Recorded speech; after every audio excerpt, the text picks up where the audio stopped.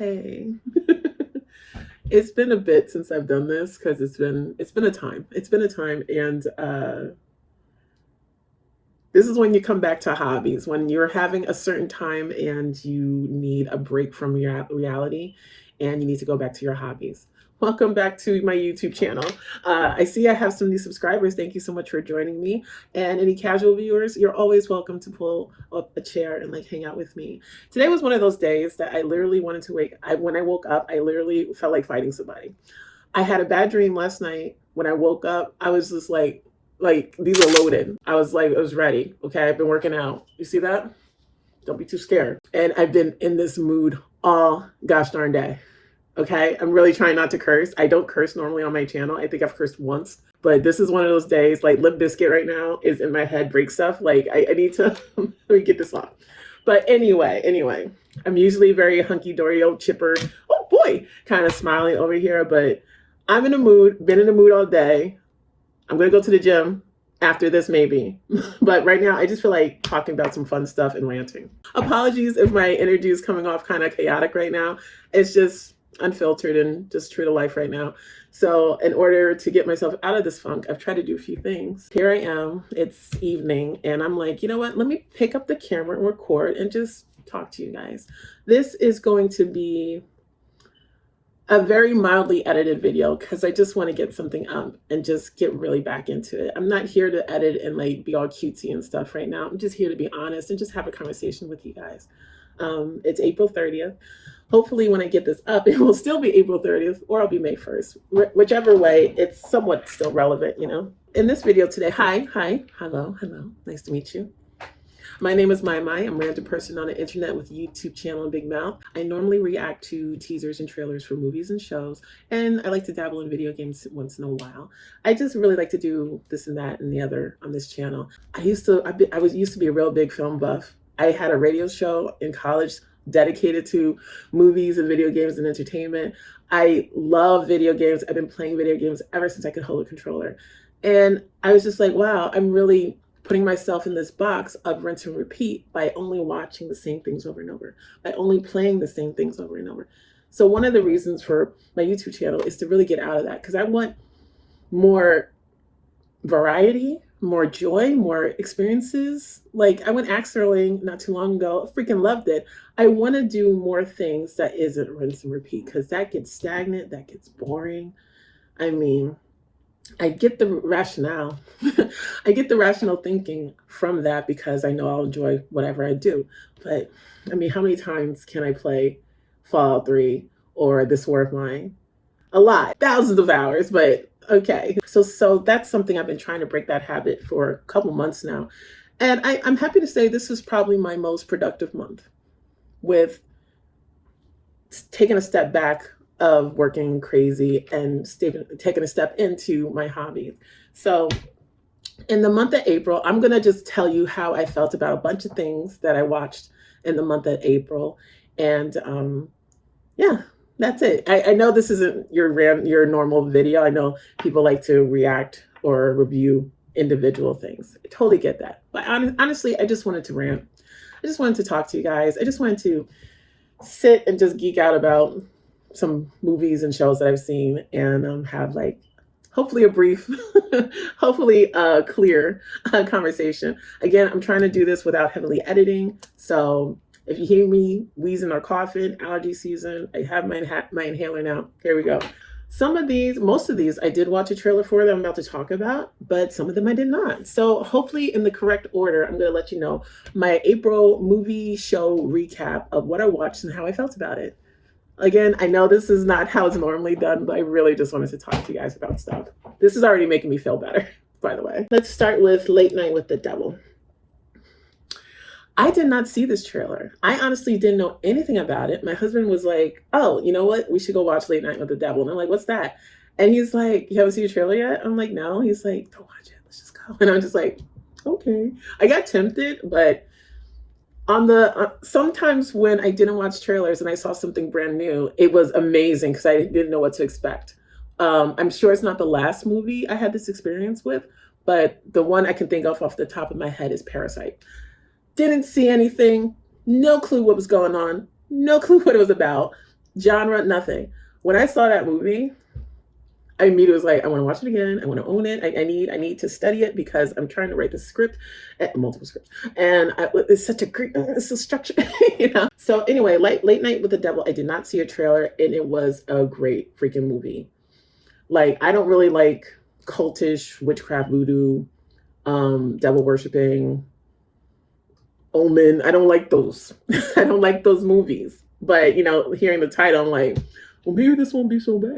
But it wasn't that bad. It was. I can manage it. I can tolerate it. The story is great about a late night host who is struggling to just catch up to Carson best he can. He has this wonderful wife that he's so dedicated to. He is loved by people. He just doesn't get those awards and that ranking that he would love to get in line with Carson. He's also a member of some kind of secret society that there's people speculating about what they do in the woods, and like, is it orgies? Can you say that word? And he has this special guest on who's a mind reader, psychic, you know, and some freaky stuff happens there. Then he has someone on who was once a magician, but is now more about proving that hoax are being done by these, you know, special people or mediums or psychics or ghost encounters. He's a debunker. He's John Cusack from 1408, if you will. And then you have this doctor, this parapsychologist, who wrote a book about this girl that got saved from a home of occultists.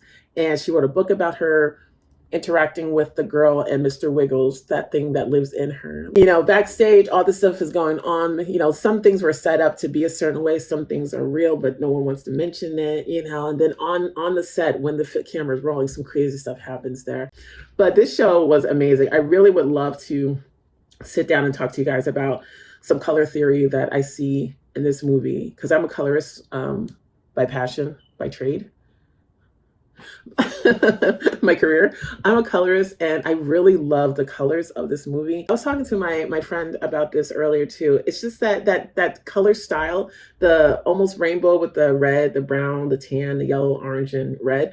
We had this conversation about, like, what does that represent? Does that represent the neutrality that they were trying to get? Because around that time, you had the sexual revolution. We're coming out of the Vietnam War and stuff like that. And politics are heavy. There's a lot of things going on in that time. And late night shows were supposed to be that time where you really sat down and got to just be neutral. Just, can there something we can watch, even if you're hate watching? Because listen, I'm sure that existed forever, okay? You sit down with your family and you like watch and enjoy The Tonight Show or something with Johnny Carson, or you're hate watching it because you're like, you know, commie, you know, you know what I mean? So I felt like there was something about that color palette that was very neutral. It wanted to be a rainbow in a sense, but it wanted to be neutral and all inclusive. Like, let's be, oh, we're conservative, but we're also trying to entertain you, you know? There was something about the color palette. Everyone's acting was amazing. It was great to see, oh my God, his last name, David Dishmalakini. I think he was wonderful. Everyone was great. The guy who played Gus, he was fantastic. Oh, my heart. But no, Late Night with the Devil is amazing. Now, I've heard people mention that they didn't like the black and white because they considered it like a found footage kind of video. That might be true. Like, the color version of what we're seeing is when the TV show was being recorded, right? And then the black and white was the found footage behind the scenes. I took that mostly as behind the scenes. I understand it being found footage in a way, and that this was put together as some kind of documentation about what happened that night. But I did like the black and white because I didn't consider it found footage really. I considered it more behind the scenes because there's so much stuff happening behind the scenes. Back in the 90s, I loved seeing when MTV had a music video, for instance, and they had a making of the music video. I love that stuff. I liked the whole aspect of behind the scenes of a show, what was really going on. Like, a part of me wants to watch the movie again and skip the black and white. Is there a cut of that? That would be interesting to see a cut of Late Night with the Devil without the black and white and just see the TV show of what people at home are watching.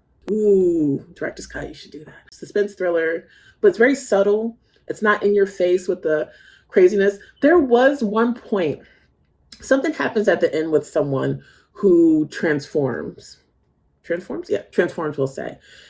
And I don't think they needed that extra step. When something happened, and let's say electricity is involved, I think it should have just been that. The extra step they did just kind of made it look really silly and funny to me. So I think they could have did without that part. The other thing that I have to ding the movie for was the wife has something going on that's making her voice be a certain way. And because it's so, I'm torn between saying intense or overdone. There was a few things that I know I missed in the theater because I'm like, what is she saying? Huh? Captions, captions. Because I'm like, I don't want to miss anything. It's like I got 95% of the story, but that 5%, I can't hear you, my darling. What are you saying? So for that, I have to ding the movie as well. Other than that, it's masterful. It's really wonderful. So I'm going to give Late Night with the Devil an A- with a smiley face. Smiley face because I'm going to watch it again. I have watched it again. I've watched it at least twice right now. But yeah, the smiley face means I'm good. It's going to the rinse and repeat. Just not as much as normally would because it's still boop. All right, next we're going to talk about Roadhouse. I've seen the original Roadhouse with Patrick Swayze, okay? Wasn't the biggest fan of it, but I understand how people could be. I understand that Patrick Swayze's version of Dalton, I thought was awesome. He was awesome. The whole movie in general was not for me, but I could respect why it was so popular. So when I came into Roadhouse, I heard rumblings that the director, Doug Liman, he had this thing where he felt like this was shot for a theatrical release. And then I later found out that allegedly, Jake Gyllenhaal was like, no, it was always for Amazon. It was always so there's a discrepancy there. I love Jake Gyllenhaal. I think he's a great actor. If I'm not going to say I've seen all of his stuff, but I've seen a lot of it. I mean, all the way back to Bubble Boy. All the way back to Bubble Boy. I love Jake Gyllenhaal. He's a great actor. He does really well in his movies. And Doug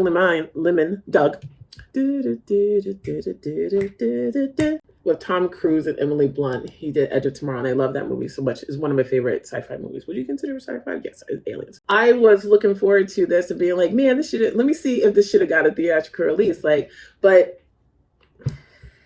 it wasn't good. It wasn't good. What Jake Gyllenhaal's version of Dalton, he has something going on in there because he was not right. I'm sorry, he was not right in the head.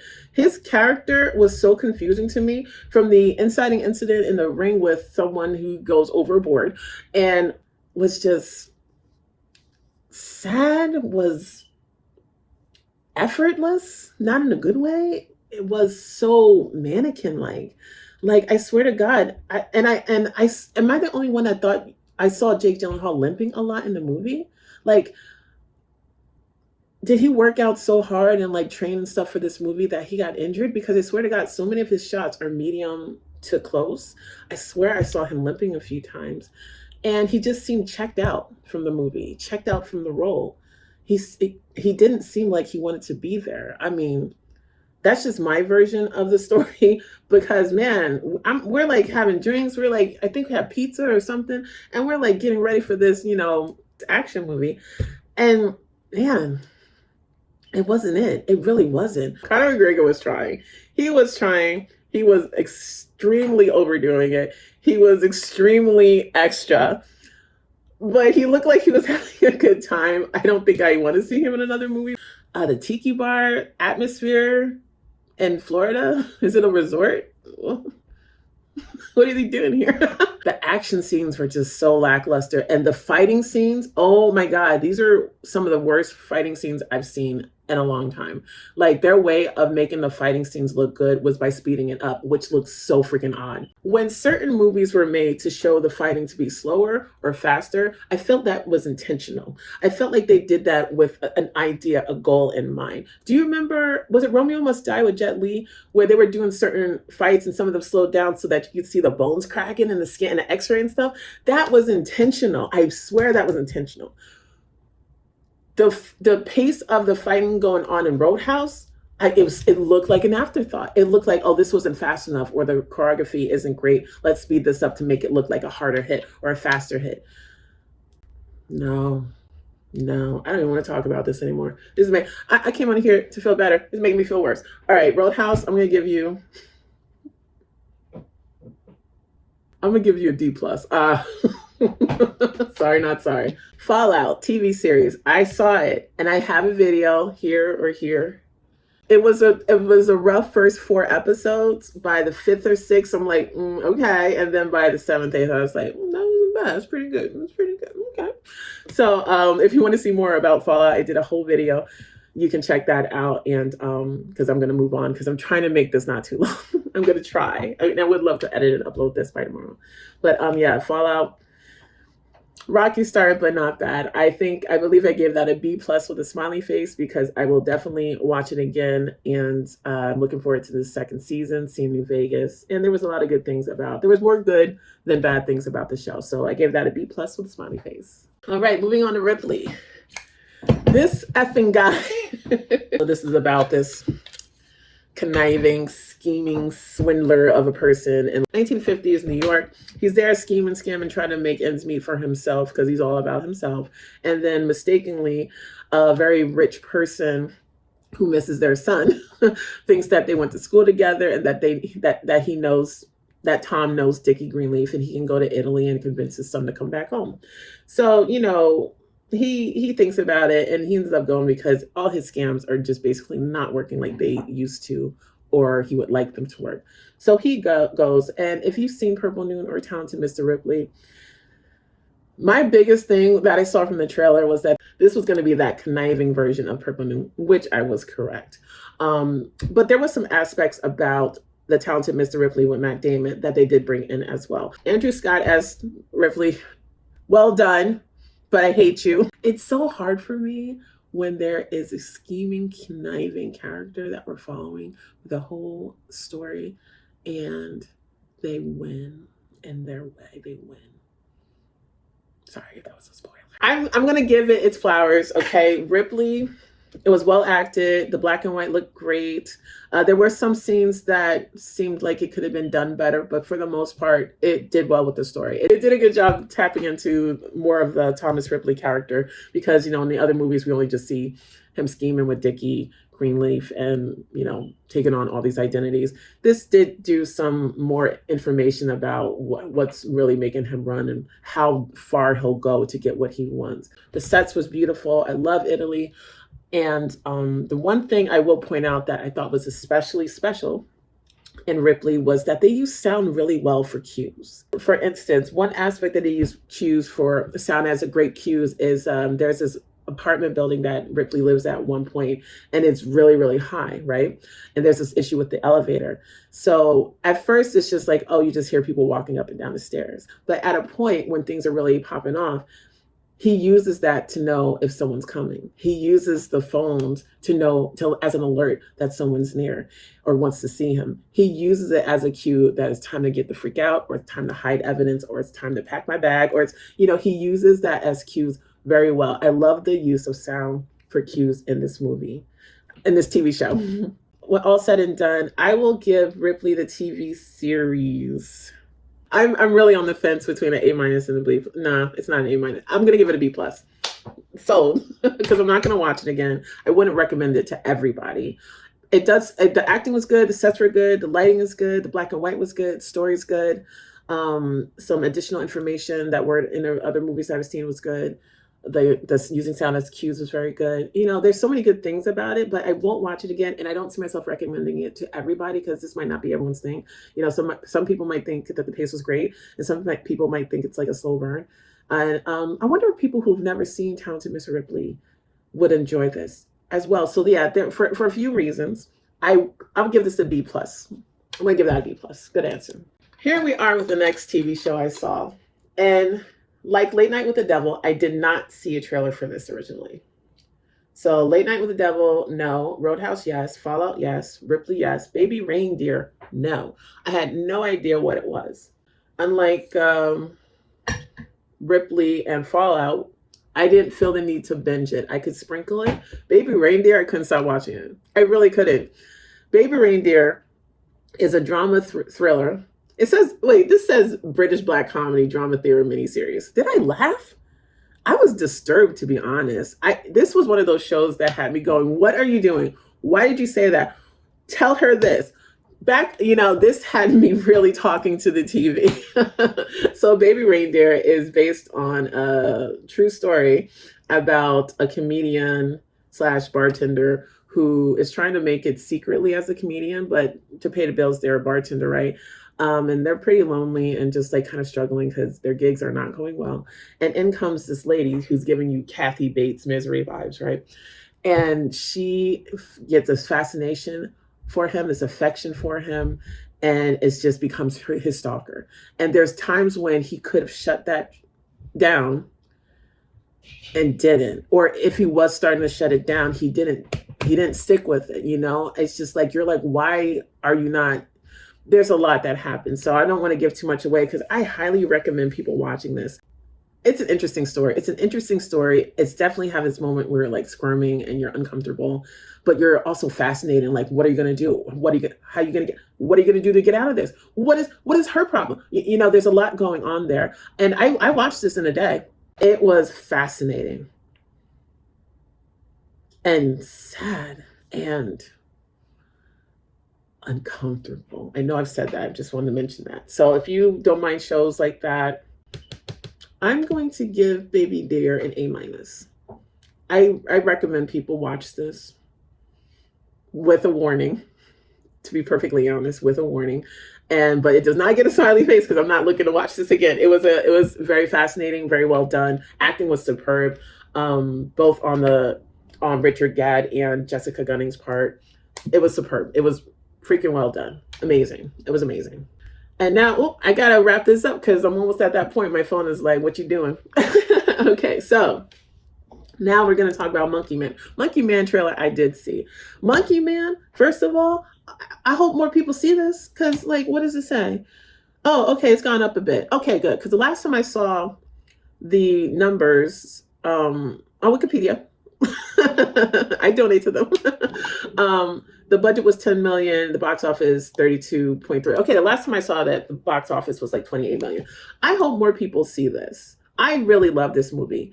I know people want to be like, oh, it's like John Wick and blah, blah, blah, blah. Listen, the movie knows what it is too. It had a John Wick joke in it. It was like, oh, you're looking for a gun? Hey, I got this gun. It was in John Wick. You know that movie? The movie knows what it is. But it's not just that it reminds me of John Wick or multiple games. I mentioned Sifu in the reaction trailer, but honestly, for some reason, by the end of the game, some reason by the end of the movie, I was thinking about the first Max Payne on PlayStation 2.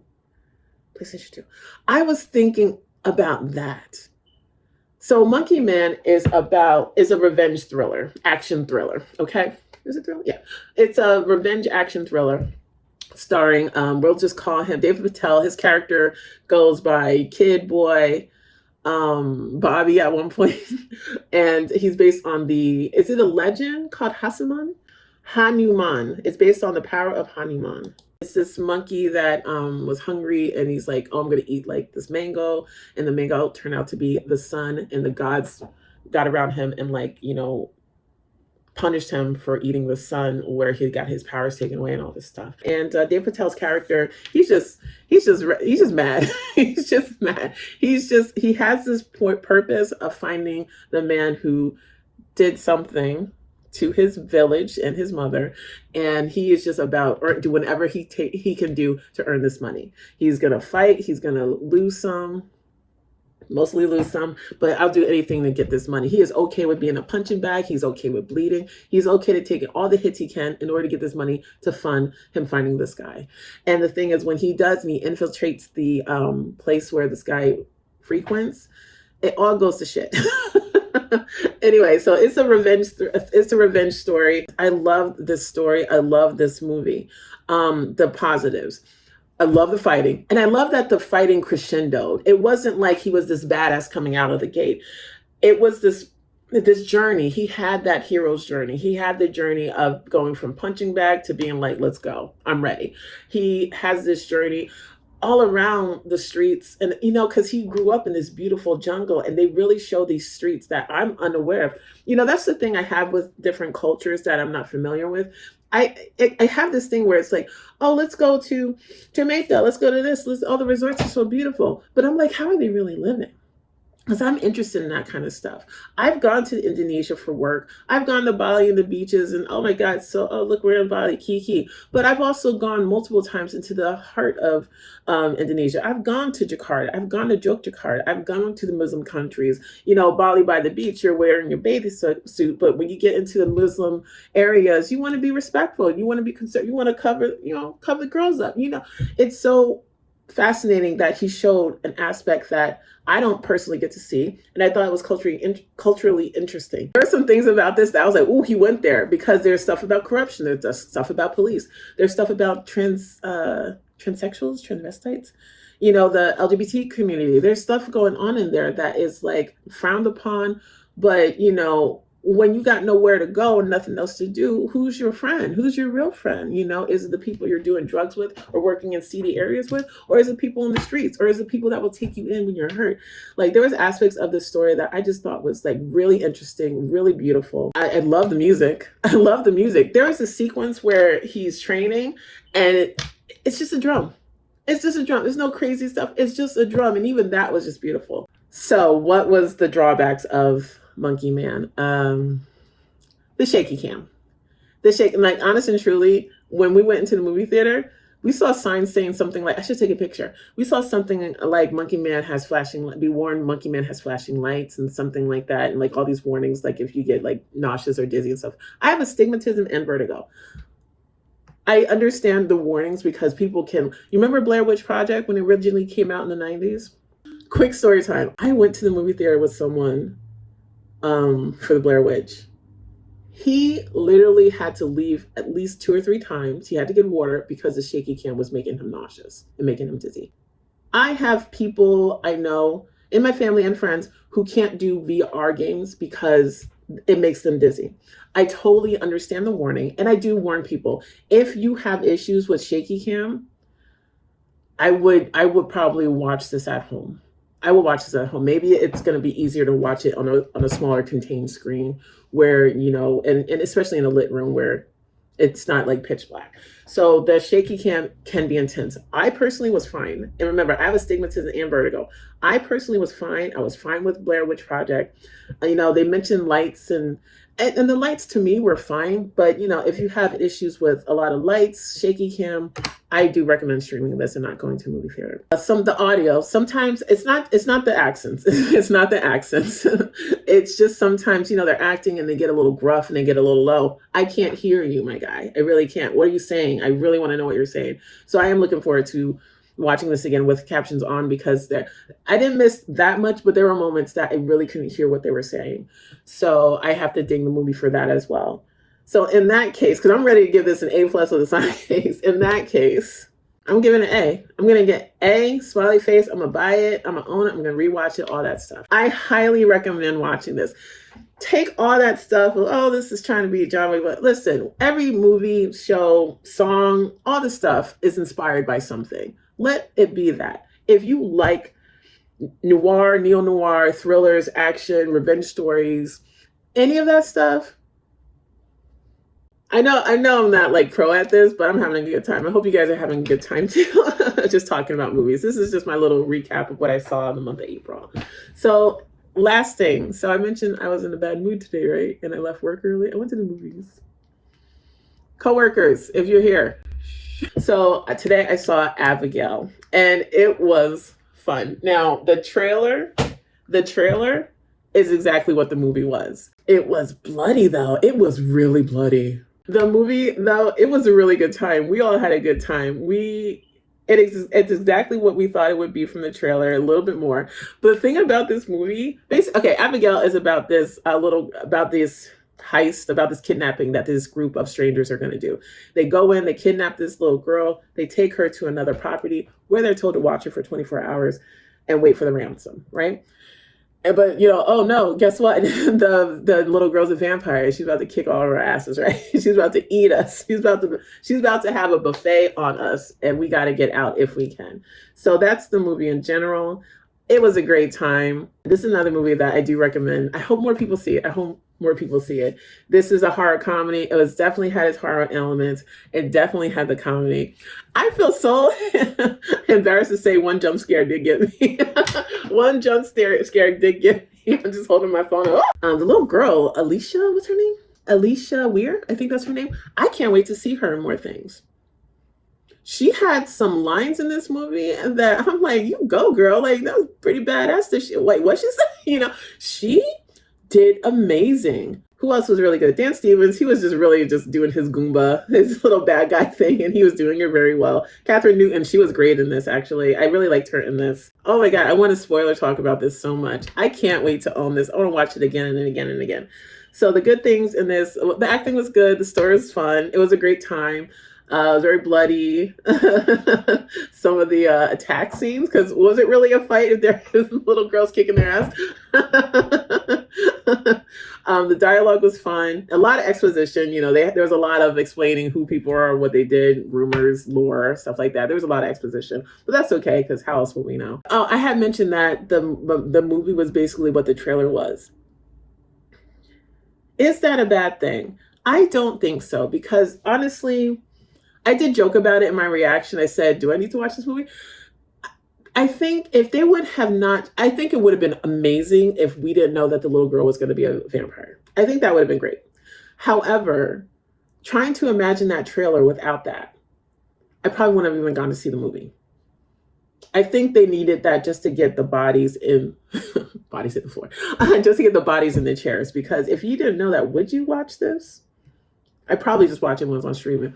But because I knew that, because I was really interested in just seeing something that was a good time, this delivered. This, I will say, on some aspects, because of the exposition, because of the fantasticness of it. Is that a word? The fantastical aspect of this. I was like, is it a C plus or a B minus? C plus. I kept going C plus or B minus. I'm gonna give this. Now I'm changing my mind again, because this perked me up. Look, it's perking me up right now, because I'm definitely going to watch this again, and I'm probably going to own it, actually. I can't wait to watch it again. So this one, I might change my mind once I watch it again. I'm going to give this a B. I'm going to give this a B with a smiley face. I definitely recommend it. I'm definitely going to watch it again. It has its moments where you're like, get out of here. But it also has its moments where you're like, oh, right. B. I needed it today. Well, I'm running out of time on my phone, and I should really shift gears to something else. This helped me feel a lot better. Thanks for sitting in here and just watching me rant and ramble about things that I watched in the month of April. And if you watched any of the things I watched, let me know what you think about it as well. Let's keep the conversation going. And honestly, just thanks for checking in and hanging out with me. I really appreciate it. I feel a lot better. Thanks so much. Farewell.